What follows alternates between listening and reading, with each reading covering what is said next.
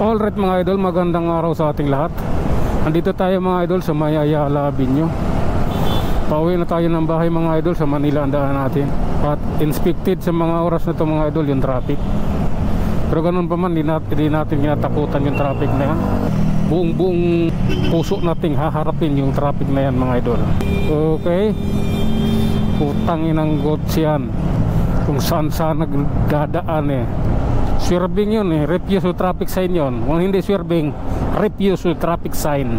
Kaya andun ka sa unang linya, bigla kang kakaliwa papuntang pangatlong linya dahil magli-left turn ka. Anong kabubuhan meron ka doon sa driver?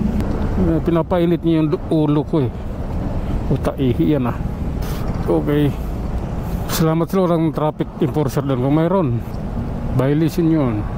Wala nang swerving ngayon ata sa violation na refuse traffic sign na nakalagay.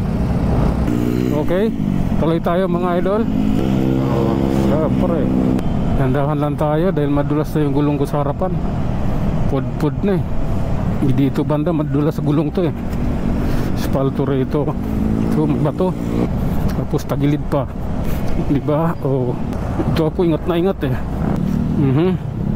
Kayo muna.